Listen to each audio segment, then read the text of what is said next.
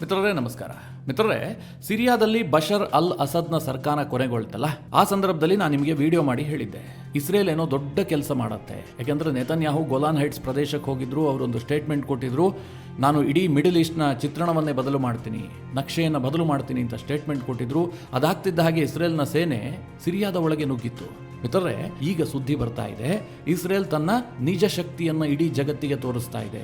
ಕಳೆದ 1 ವರ್ಷದಿಂದ ನಿರಂತರವಾಗಿ ಇಸ್ರೇಲ್ ಯುದ್ಧದಲ್ಲಿ ಭಾಗಿಯಾಗಿದೆ. ಮೊದಲಿಗೆ ಹಮಾಸ್ ಮೇಲೆ, ಆನಂತರ ಹಿಜ್ಬುಲ್ಲಾ ಮೇಲೆ, ಇರಾನ್ ಮತ್ತು ಇಸ್ರೇಲ್ ನಡುವೆಯೂ ಕೂಡ ಯುದ್ಧದ ವಾತಾವರಣ ಇತ್ತು. ಇಂತಹ ಪರಿಸ್ಥಿತಿಯಲ್ಲಿ ಇಸ್ರೇಲ್ ಯಾವತ್ತೂ ಕೂಡ ಇಷ್ಟು ದೊಡ್ಡ ಪ್ರಮಾಣದಲ್ಲಿ ತನ್ನ ಸಾಮರ್ಥ್ಯವನ್ನ ಜಗತ್ತಿಗೆ ತೋರಿಸಿರಲಿಲ್ಲ. ಇದೇ ಮೊಟ್ಟ ಮೊದಲ ಬಾರಿಗೆ ಸಿರಿಯಾದಲ್ಲಿ ಇಸ್ರೇಲ್ ಉಗ್ರಾವತಾರವನ್ನು ತಾಳಿದೆ. ಈಗ ಬರ್ತಿರುವ ಮಾಹಿತಿಯ ಪ್ರಕಾರ ಸಿರಿಯಾದ ನೆಲದಲ್ಲಿ ಇಸ್ರೇಲ್ ಒಟ್ಟು 480 ಏರ್ ಸ್ಟ್ರೈಕ್ಗಳನ್ನು ಮಾಡಿದೆ. ಎಷ್ಟು ಮಿತ್ರರೇ? 480 ಏರ್ ಸ್ಟ್ರೈಕ್. ಇಡೀ ಸಿರಿಯಾದ ನೌಕಾ ಸೇನೆ ಏನಿತ್ತು ಅದನ್ನ ಕಂಪ್ಲೀಟ್ ಧ್ವಂಸ ಮಾಡಿದೆ. ಒಂದೇ ಒಂದು ವಾರ್ಶಿಪ್ ಕೂಡ ಉಳಿದಿಲ್ಲ. ಈ ಹಿಂದೆ ಬಶರ್ ಅಲ್ ಅಸದ್ ಏನು ನೌಕಾ ಸೇನೆಯನ್ನ ಹೊಂದಿದ್ದ ಅದನ್ನ ಕಂಪ್ಲೀಟ್ ಡಿಸ್ಟ್ರಾಯ್ ಮಾಡಿದೆ. ಸಿರಿಯಾದಲ್ಲಿ ಎಲ್ಲೆಲ್ಲಿ ಆಗುತ್ತೋ ಅಲ್ಲೆಲ್ಲ ಕಣ್ಣು ಮುಚ್ಕೊಂಡು ಬಾಂಬ್ ಹಾಕ್ತಾ ಇದ್ದಾರೆ. ಇದಕ್ಕೂ ಮುಂದುವರೆದು ಸುದ್ದಿ ಬರ್ತಾ ಇದೆ, ಸಿರಿಯಾದ ರಾಜಧಾನಿಯಿಂದ ಇಸ್ರೇಲ್ನ ಸೇನೆ ಕೇವಲ 25 ಕಿಲೋಮೀಟರ್ ದೂರದಲ್ಲಿ ಬಂದು ನಿಂತಿದೆ. ಇಸ್ರೇಲ್ನ ಟ್ಯಾಂಕ್ಸ್ ಅಲ್ಲಿ ಬಂದು ನಿಂತಿದೆ, ಸೇನೆ ಅಲ್ಲಿ ಬೀಡ್ಬಿಟ್ಟಿದೆ. ಹಾಗಾದ್ರೆ ಏನಾಗುತ್ತೆ? ಇಸ್ರೇಲ್ ಯಾಕೋಸ್ಕರವಾಗಿ ಸಿರಿಯಾದ ಮೇಲೆ ಇಷ್ಟೊಂದು ಬಾಂಬಿಂಗ್ ಮಾಡ್ತಾ ಇದೆ? ಇಸ್ರೇಲ್ನ ಪ್ಲಾನ್ ಏನು? ಇಡೀ ಸಿರಿಯಾವನ್ನ ಇಸ್ರೇಲ್ ವಶಕ್ಕೆ ಪಡೆಯುತ್ತಾ? ಅಂತಾರಾಷ್ಟ್ರೀಯ ಸಮುದಾಯ ಇದಕ್ಕೆಲ್ಲ ಒಪ್ಕೊಳ್ಳುತ್ತಾ? ಇದೆಲ್ಲದರ ಬಗ್ಗೆ ಕಂಪ್ಲೀಟ್ ಆಗಿ ನಿಮಗೆ ಈ ವಿಡಿಯೋದಲ್ಲಿ ಡೀಟೇಲ್ ಆದಂತಹ ಮಾಹಿತಿಯನ್ನು ಕೊಡ್ತೀನಿ. ನೀವು ಈ ವಿಡಿಯೋನ ಕೊನೆವರೆಗೂ ಮಿಸ್ ಮಾಡದೆ ನೋಡಿ.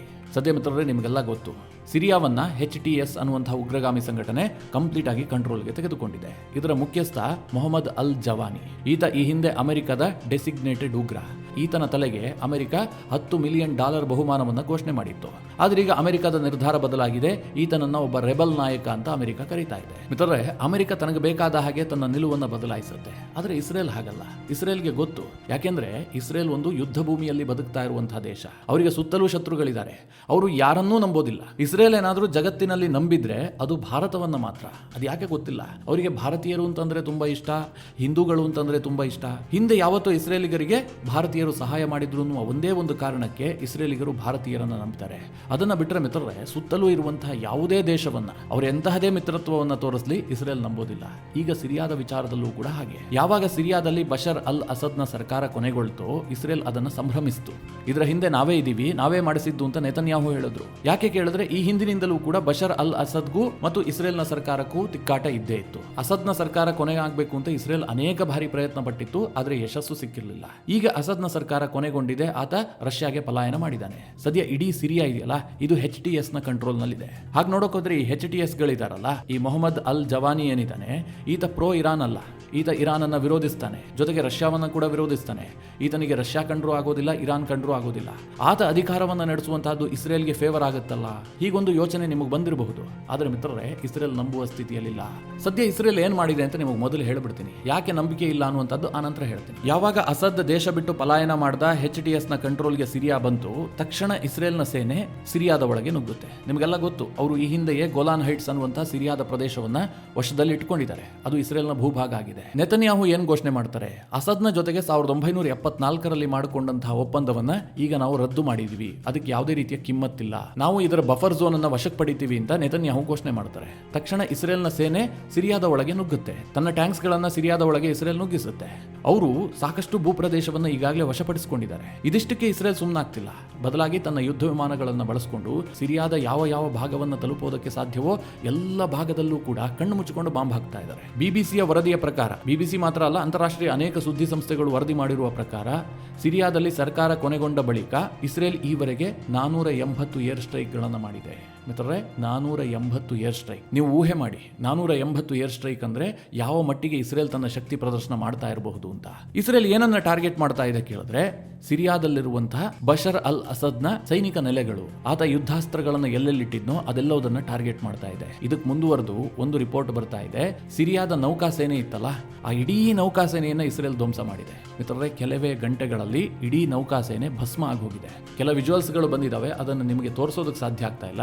ಯಾವ ಮಟ್ಟಿಗಿದೆ ಅಂತಂದ್ರೆ, ಸಿರಿಯಾದ ವಾರ್ಶಿಪ್ಗಳಿದ್ವು, ನೇವಿಗೆ ಸಂಬಂಧಪಟ್ಟಂತಹ ಅನೇಕ ಉಪಕರಣಗಳಿದ್ವು, ಅದೆಲ್ಲದನ್ನ ಇಸ್ರೇಲ್ ತನ್ನ ಯುದ್ಧ ವಿಮಾನಗಳನ್ನು ಬಳಸಿ ಉಡಾಯಿಸಿಬಿಟ್ಟಿದೆ. ಅದು ಯಾವುದು ಇನ್ನು ಕಾರ್ಯನಿರ್ವಹಿಸೋದಿಲ್ಲ. ಉಳಿಸೋದಿಲ್ಲ. ಅದನ್ನೆಲ್ಲ ನೀವು ಗುಜರಿಗೆ ಹಾಕಬೇಕು, ಇಲ್ಲ ಎಲ್ಲಾದ್ರೂ ಮ್ಯೂಸಿಯಂನಲ್ಲಿ ಇಡಬೇಕು. ಆ ಪರಿಸ್ಥಿತಿಗೆ ಇಸ್ರೇಲ್ ತಂದಿಟ್ಟಿದೆ. ನಿಮಗೆ ಇನ್ನೊಂದು ಪ್ರಶ್ನೆ ಬರ್ತಿರಬಹುದು, ಸಿರಿಯಾದಲ್ಲಿ ಬಹಳ ಹಾನಿ ಆಗಿರಬೇಕು, ಸಿರಿಯಾದ ಜನರು ಸಾವಿಗೀಡಾಗ್ತಿರಬಹುದು, ಇಸ್ರೇಲ್ ಇಷ್ಟೆಲ್ಲ ದೊಡ್ಡ ದಾಳಿ ಮಾಡ್ತಾ ಇದೆಯಲ್ಲ.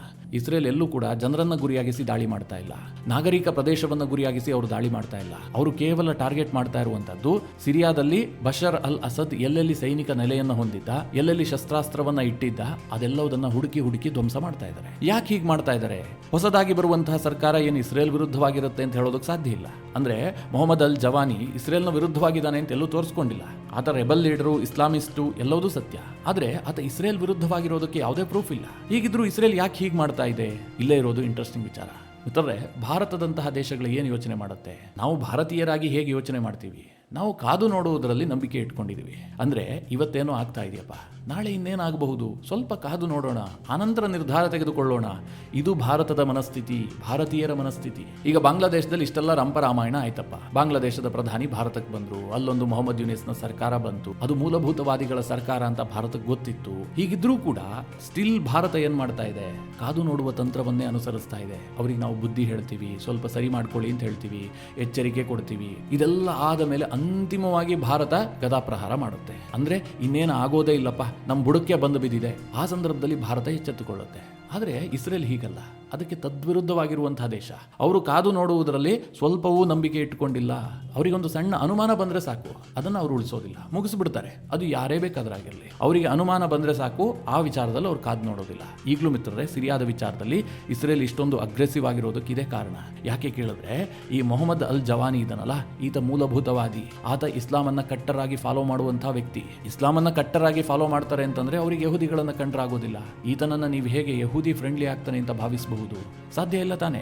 ಹೀಗಾಗಿ ಇಸ್ರೇಲ್ ಹೇಳ್ತಾ ಇದೆ, ಇಂತಹ ಒಬ್ಬ ಮೂಲಭೂತವಾದಿ ನಾಯಕನಿಗೆ ಸಿರಿಯಾದಲ್ಲಿದ್ದಂತಹ ಎಲ್ಲ ಶಸ್ತ್ರಾಸ್ತ್ರಗಳು ಸಿಕ್ಕಿದ್ದೇ ಆದ್ರೆ ಅದು ನಾಳೆ ಇಸ್ರೇಲ್ ವಿರುದ್ಧ ಬಳಕೆ ಆಗಬಹುದು, ನಮ್ಮ ಸೆಕ್ಯೂರಿಟಿಗೆ ಥ್ರೆಟ್ ಎದುರಾಗಬಹುದು. ಹೀಗಾಗಿ ಇಂತಹ ಉಗ್ರಗಾಮಿ ಸಂಘಟನೆಗಳಿಗೆ ಯಾವುದೇ ರೀತಿಯಲ್ಲೂ ಕೂಡ ಶಸ್ತ್ರಾಸ್ತ್ರ ಸಿಗದಂತೆ ನಾವು ಮಾಡ್ತಾ ಇದ್ದೀವಿ ಅಂತ ಹೇಳಿ ಇಸ್ರೇಲ್ ಸಿರಿಯಾದಲ್ಲಿ ಮನಸ್ಸಿಗೆ ಬಂದಂತೆ ಬಾಂಬಿಂಗ್ ಮಾಡ್ತಾ ಇದೆ.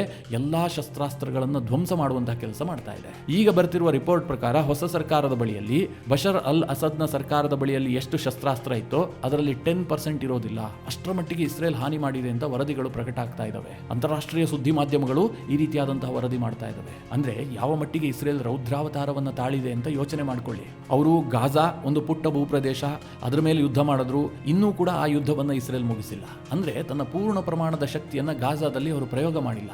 ಯಾಕೆಂದ್ರೆ ಅಲ್ಲಿ ಸಾಕಷ್ಟು ಸಂಖ್ಯೆಯಲ್ಲಿ ಜನರಿದ್ದಾರೆ, ಜನರ ನಡುವೆ ಹಮಾಸ್ ಅಡಗಿ ಕೂತಿದೆ. ಹೀಗಾಗಿ ಅದನ್ನ ನಾಶ ಮಾಡುವಂತಹದ್ದು ಇಸ್ರೇಲ್ಗೆ ಕಷ್ಟ ಆಗ್ತಾ ಇದೆ. ಹಿಜ್ಬುಲ್ಲಾಗಳ ಮೇಲೆ ದಾಳಿ ಮಾಡಿದ್ರು, ಹಿಜ್ಬುಲ್ಲಾಗಳನ್ನ ಕೂಡ ಸಂಪೂರ್ಣ ಧ್ವಂಸ ಮಾಡೋದಕ್ಕೆ ಸಾಧ್ಯ ಆಗಿಲ್ಲ. ಯಾಕೆಂದ್ರೆ ಅವರು ಕೂಡ ಜನರನ್ನ ಹ್ಯೂಮನ್ ಶೀಲ್ಡ್ ರೀತಿಯಲ್ಲಿ ಬಳಕೆ ಮಾಡ್ಕೊಳ್ತಾ ಇದ್ದಾರೆ. ಆದ್ರೆ ಸಿರಿಯಾದಲ್ಲಿ ಹಾಗಿಲ್ಲ. ಹಾಗಾಗಬಹುದು ನಾಳೆ ಹೊಸ ಸರ್ಕಾರ ಬಂದ ಮೇಲೆ ಈ ಮೊಹಮ್ಮದ್ ಅಲ್ ಜವಾನಿ ಬಂದು ಅಲ್ಲಿರುವ ಜನರನ್ನ ಬಳಸಿಕೊಂಡು ರಕ್ಷಣೆ ಪಡೆದುಕೊಳ್ಳಬಹುದು, ಇಸ್ರೇಲ್ ವಿರುದ್ಧ ಸಮರ ಸಾರಬಹುದು. ಇದೆಲ್ಲದಕ್ಕಿಂತ ಮುಂಚಿತವಾಗಿ ನಮಗೀಗ ಅವಕಾಶ ಇದೆ, ನಾವು ಧ್ವಂಸ ಮಾಡ್ತಾ ಇದ್ದೀವಿ. ಇದು ಇಸ್ರೇಲ್ನ ನಿಲುವು. ಹೀಗಾಗಿ ಸಿರಿಯಾವನ್ನ ಕಂಪ್ಲೀಟ್ ಆಗಿ ಸುತ್ತುವರೆದು ಬಾಂಬಿಂಗ್ ಮಾಡ್ತಾ ಇದ್ದಾರೆ. ಮಿತ್ರರೇ, ಇದಿಷ್ಟೇನಾ? ಮುಂದೆ ಸಿರಿಯಾವನ್ನ ಸ್ವಲ್ಪ ವಶಪಡಿಸಿಕೊಳ್ಳುತ್ತಾ, ಭೂಭಾಗವನ್ನು ಜಾಸ್ತಿ ಮಾಡ್ಕೊಳ್ಳುತ್ತಾ ಕೇಳಿದ್ರೆ ಅದು ಸಾಧ್ಯತೆಗಳಿದೆ. ನೆತನ್ಯಾಹು ಬಹಳ ಸ್ಪಷ್ಟವಾಗಿ ಹೇಳಿದ್ದಾರೆ, ಈ ಹಿಂದೆ 1974ರಲ್ಲಿ ಸಿರಿಯಾದ ಆಗಿನ ಅಸದ್ ಸರ್ಕಾರದ ಜೊತೆಗೆ ಮಾಡಿಕೊಂಡಂತಹ ಒಪ್ಪಂದವನ್ನ ನಾವು ಕ್ಯಾನ್ಸಲ್ ಮಾಡ್ತಾ ಇದೀವಿ, ಅದಕ್ಕೆ ಮಾನ್ಯತೆ ಇಲ್ಲ ಅಂತ ನೆತನ್ಯಾಹು ಘೋಷಣೆ ಮಾಡಿದ್ದಾರೆ. ಹೀಗಾಗಿ ಈಗೇನು ಇವರು ವಶಪಡಿಸಿಕೊಳ್ತಾರಲ್ಲ ಜಾಗವನ್ನ, ಅದನ್ನ ಇಸ್ರೇಲ್ ಉಳಿಸಿಕೊಳ್ಳಬಹುದು. ಈಗಾಗಲೇ ಒಂದು ಮಾಹಿತಿ ಬರ್ತಾ ಇದೆ, ಇವರು ಗೋಲಾನ್ ಹೈಟ್ಸ್ ಪ್ರಾಂತ್ಯದಿಂದ ಒಳನುಗ್ಗಿ ಸಿರಿಯಾದೊಳಗೆ ಹೋಗ್ತಾ ಇದಾರಲ್ಲ, ಸಿರಿಯಾದ ರಾಜಧಾನಿ ಡೆಮಾಸ್ಕಸ್ನಿಂದ ಇಸ್ರೇಲ್ನ ಸೇನೆ ಕೇವಲ 25 ಕಿಲೋಮೀಟರ್ ದೂರದಲ್ಲಿದೆ. ಮಿತ್ರರೇ, ಸಾಕಷ್ಟು ಪ್ರಮಾಣದಲ್ಲಿ ಇಸ್ರೇಲ್ನ ಟ್ಯಾಂಕರ್ಗಳು ಅಲ್ಲಿ ಹೋಗಿ ನಿಂತಿದ್ದಾವೆ. 25 ಕಿಲೋಮೀಟರ್ ಅನ್ನ ಟ್ಯಾಂಕ್ಗಳಲ್ಲಿ ಕ್ರಮಿಸೋದಕ್ಕೆ ಎಷ್ಟು ಟೈಮ್ ಬೇಕಾಗುತ್ತೆ? ಹೆಚ್ಚು ಅಂತಂದ್ರೆ 1 ಗಂಟೆ. ಅದಕ್ಕೂ ಮುಂಚಿತವಾಗಿ ತಲುಪ್ತಾರೆ. ಅಂದ್ರೆ ಯಾವಾಗ ಬೇಕಾದ್ರೂ ಒಂದು ದೊಡ್ಡ ಸುದ್ದಿ ಬರಬಹುದು, ಇಡೀ ಡೆಮಾಸ್ಕಸ್ ಅನ್ನ ಇಸ್ರೇಲ್ ವಶಪಡಿಸಿಕೊಂಡಿದೆ ಅಂತ. ಇಲ್ಲಿ ಒಂದನ್ನ ಗಮನಿಸಿ, ನೀವು ಒಂದು ದೇಶದ ಸ್ವಲ್ಪ ಭೂಭಾಗವನ್ನು ವಶಪಡಿಸಿಕೊಳ್ಳುವಂತಹದ್ದು ದೊಡ್ಡ ಮಟ್ಟದ ಸುದ್ದಿ ಆಗುತ್ತೆ. ಆದ್ರೆ ಒಂದು ದೇಶದ ರಾಜಧಾನಿಯನ್ನೇ ವಶಪಡಿಸಿಕೊಂಡ್ರಿ ಅಂತಂದ್ರೆ ಅದಿನ್ನೆಷ್ಟು ದೊಡ್ಡ ಮಟ್ಟದ ಸುದ್ದಿ ಆಗಬಹುದು, ಜಾಗತಿಕವಾಗಿ ಏನು ಸಂಚಲನ ಸೃಷ್ಟಿ ಆಗಬಹುದು ಅಂತ ಯೋಚನೆ ಮಾಡಿ. ಯಾಕೆ ನೆತನ್ಯಾಹು ಇಷ್ಟೊಂದು ಅಗ್ರೆಸಿವ್ ಆಗಿದ್ದಾರೆ ಕೇಳಿದ್ರೆ ಮಿತ್ರರೇ, ಇದಕ್ಕೆ ಅನೇಕ ಕಾರಣಗಳಿದೆ. ಮೊದಲನೇದಾಗಿ ನಾನು ಆಗ್ಲೇ ಹೇಳಿದಾಗೆ ಸಿರಿಯಾದಲ್ಲಿ ಮೂಲಭೂತವಾದಿಗಳ ಸರ್ಕಾರ ಬರ್ತಾ ಇದೆ. ಇದರಿಂದ ನೇರ ಎಫೆಕ್ಟ್ ಆಗುವಂತದ್ದು ಇಸ್ರೇಲ್ಗೆ, ಅದು ಅವ್ರಿಗೆ ಗೊತ್ತಿದೆ, ಅವ್ರು ನಂಬುವಂತಹ ಸ್ಥಿತಿಯಲ್ಲಿ ಇಲ್ಲ. ಎರಡನೇದಾಗಿ ನೆತನ್ಯಾಹು ಅವರ ಇಮೇಜ್ ಸ್ವಲ್ಪ ಡೌನ್ ಆಗಿದೆ. ನಿಮಗೆ ಗೊತ್ತಿರುವ ಹಾಗೆ ಈಗಲೂ ಕೂಡ ಹಮಾಸ್ ಬಳಿಯಲ್ಲಿ 103 ಜನ ಒತ್ತೆಯಾಳುಗಳಿದ್ದಾರೆ ಇಸ್ರೇಲ್ನವರು. ಅವರನ್ನು ಬಿಡಿಸೋದಕ್ಕೆ ನೆತನ್ಯಾಹುಗೆ ಇದುವರೆಗೆ ಸಾಧ್ಯ ಆಗಿಲ್ಲ. ಇದು ಇಸ್ರೇಲ್ನೊಳಗೆ ಆಂತರಿಕವಾಗಿ ಬಹಳ ವಿರೋಧಕ್ಕೆ ಕಾರಣ ಆಗ್ತಾ ಇದೆ. ಇಸ್ರೇಲ್ ಅಷ್ಟೊಂದು ಮುಂದುವರೆದಂತಹ ದೇಶ, ಸಾಕಷ್ಟು ಸೈನಿಕ ಬಲವನ್ನು ಹೊಂದಿದೆ, ಇಡೀ ಗಾಜಾವನ್ನ ನಜ್ಜುಗುಜ್ಜು ಮಾಡಿದೆ. ಇಷ್ಟಾದ್ರೂ ಕೂಡ ಕೂಡ ಹಮಾಸ್ನವರ ಬಳಿಯಲ್ಲಿರುವಂತಹ ಒತ್ತೆಯಾಳುಗಳನ್ನು ಬಿಡಿಸಿಕೊಳ್ಳೋದಕ್ಕೆ ಸಾಧ್ಯ ಆಗ್ತಾ ಇಲ್ಲ. ಹೀಗಾಗಿ ಇಸ್ರೇಲ್ನಲ್ಲಿ ನೆತನ್ಯಾಹು ಕೂಡ ಒತ್ತಡವನ್ನು ಎದುರಿಸ್ತಾ ಇದ್ದಾರೆ. ಇನ್ನು ಹಿಜ್ಬುಲ್ಲಾಗಳ ವಿಚಾರದಲ್ಲಿ ಪದೇ ಪದೇ ಹಿನ್ನಡೆ ಆಗ್ತಾ ಇದೆ. ಹಿಜ್ಬುಲ್ಲಾಗಳು ಪದೇ ಪದೇ ದೊಡ್ಡ ಅಟ್ಯಾಕ್ ಮಾಡಿದ್ರು. ಇಸ್ರೇಲ್ ದೊಡ್ಡ ಮಟ್ಟದ ದಾಳಿ ಮಾಡಿ ನಸ್ರಲ್ಲನನ್ನ ಹೊಡೆದಾಕಿದೆ, ಯಾಯಾ ಸಿನ್ವರ್ನನ್ನ ಹೊಡೆದಾಕಿದೆ, ಹನಿಯಾನನ್ನ ಹೊಡೆದಾಕಿದೆ, ಶಫೀವುದ್ದೀನ್ ನಸ್ರಲ್ಲನ ಉತ್ತರಾಧಿಕಾರಿ ಆತನನ್ನು ಮುಗಿಸ್ಬಿಟ್ಟಿದೆ, ದೊಡ್ಡ ತಲೆಗಳನ್ನೆಲ್ಲ ಉರುಳಿಸಿದೆ. ಇಷ್ಟಾದ್ರೂ ಕೂಡ ಹಿಜ್ಬುಲ್ಲಾಗಳು ದೊಡ್ಡ ಪ್ರಮಾಣದಲ್ಲಿ ದಾಳಿ ಮಾಡ್ತಾ ಇದ್ದಾರೆ. ಇರಾನ್ನ ದಾಳಿಯೂ ಕೂಡ ಇಸ್ರೇಲ್ಗೆ ಒಂದು ರೀತಿಯಲ್ಲಿ ಅವಮಾನಕಾರಿ. ಇರಾನ್ ವಿರುದ್ಧ ಇಸ್ರೇಲ್ ಅಷ್ಟು ದೊಡ್ಡ ಪ್ರಮಾಣದಲ್ಲಿ ಸೇಡು ತೀರಿಸಿಕೊಳ್ಳೋದಕ್ಕೆ ಸಾಧ್ಯ ಆಗಿಲ್ಲ. ಹೀಗಾಗಿ ತನ್ನ ಸಾಮರ್ಥ್ಯವನ್ನ ಪ್ರೂವ್ ಮಾಡಬೇಕು, ಮತ್ತೆ ತನ್ನ ಜನರಲ್ಲಿ ನಾನು ದೊಡ್ಡ ನಾಯಕ ಅಂತ ಬಿಂಬಿಸಿಕೊಳ್ಳಬೇಕು ಅಂತ ನೆತನ್ಯಾಹು ಕೂಡ ಸ್ವಲ್ಪ ಹೆಣಗಾಡ್ತಾ ಇದ್ದಾರೆ. ಇದೆಲ್ಲದರ ಜೊತೆಗೆ ನೆತನ್ಯಾಹು ಇಷ್ಟೊಂದು ಅಗ್ರೆಸಿವ್ ಆಗಿ ಹೋಗೋದಕ್ಕೆ ಅಮೆರಿಕದಲ್ಲಿ ಸರ್ಕಾರ ಬದಲಾಗ್ತಾ ಇದೆ. ಈಗ ಹೊಸದಾಗಿ ಸರ್ಕಾರದ ನೇತೃತ್ವ ವಹಿಸಿಕೊಳ್ತಾ ಇರುವಂತಹ ಟ್ರಂಪ್ ನೆತನ್ಯಾಹುಗೆ ಪರಮಾಪ್ತ. ನೆತನ್ಯಾಹು ಏನೇ ಮಾಡಿದ್ರೂ ಕೂಡ ನೆತನ್ಯಾಹು ಬೆನ್ನಿಗೆ ನಿಲ್ಲುವಂತಹ ನಾಯಕ ಟ್ರಂಪ್. ಅವರವರ ನಡುವೆ ಅಂತಹದೊಂದು ಕೆಮಿಸ್ಟ್ರಿ ಇದೆ. ಹೀಗಾಗಿ ನೆತನ್ಯಾಹು ಯಾವುದೇ ನಿರ್ಧಾರ ಕೈಗೊಳ್ಳೋದಕ್ಕೂ ಕೂಡ ಹಿಂದೆ ಮುಂದೆ ಯೋಚನೆ ಮಾಡೋದಿಲ್ಲ. ಮಿತ್ರರೇ, ನಾನು ಆರಂಭದಲ್ಲೇ ಒಂದು ಮಾತು ಹೇಳಿದೆ. ನೆತನ್ಯಾಹು ಘೋಷಣೆ ಮಾಡಿದ್ದಾರೆ, ನಾನು ಇಡೀ ಮಿಡಲ್ ಈಸ್ಟ್ನ ಭೂಪಟವನ್ನು ಬದಲು ಮಾಡ್ತೀನಿ ಅಂತ. ಇದರ ಅರ್ಥ ಏನು ಕೇಳಿದ್ರೆ, ಇಸ್ರೇಲ್ನ ಒಂದು ಗುರಿ ಇದೆ, ಗ್ರೇಟರ್ ಇಸ್ರೇಲ್ ಅನ್ನ ಸ್ಥಾಪನೆ ಮಾಡುವಂತಹದ್ದು. ಈ ಹಿಂದೆ ಟ್ರಂಪ್ ಕೂಡ ಒಂದು ಸ್ಟೇಟ್ಮೆಂಟ್ ಕೊಟ್ಟಿದ್ರು.